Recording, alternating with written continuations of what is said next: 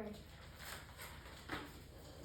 Who remembers in kindergarten that all we watched during indoor recess is Wildcats and Odd Squad? Later in first grade, once we got out of the building, kids would pull out their phones and start watching TikTok. That is all kids do now, be on their devices. This leads me to how technology is affecting this generation. In 2019, during spring break, the worst of the worst happened. COVID-19, which led to all of us being stuck at home.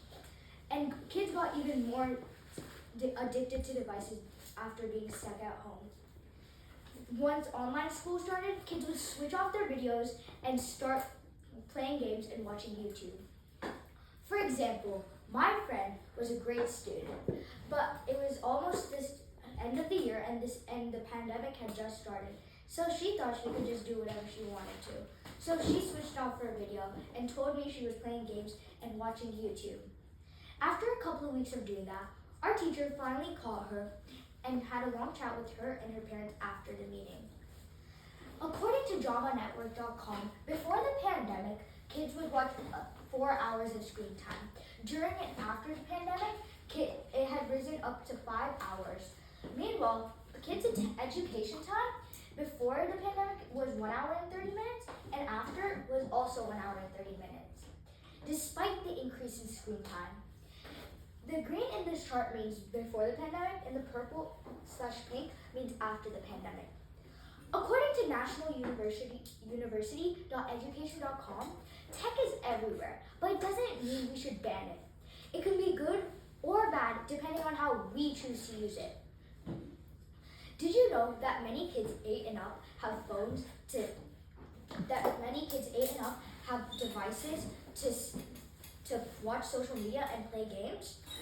Too much screen time can harm our health and prevent us from going outside. If you check a kid's screen time, it's crazy because they get hooked to devices and don't listen unless you take the device away. It's like we're born with phones in our hands, and it's making it hard to focus and talk. In Canada, scientists have conducted a research to see what's a kid's attention span before they watch devices and after they watch devices. Scientists have observed that before kids watch devices, their attention span is about 12 seconds, and after, it's 8 seconds.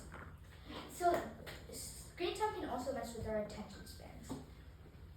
According to USA Today, there are kids who are born between 2010 and 2024 are addicted to devices.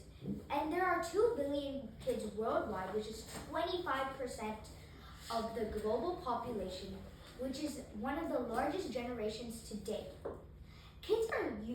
Because of that, kids are often exposed to devices from a young age, often watching nursery rhymes on their parents' phones, and often crying once those devices are taken away.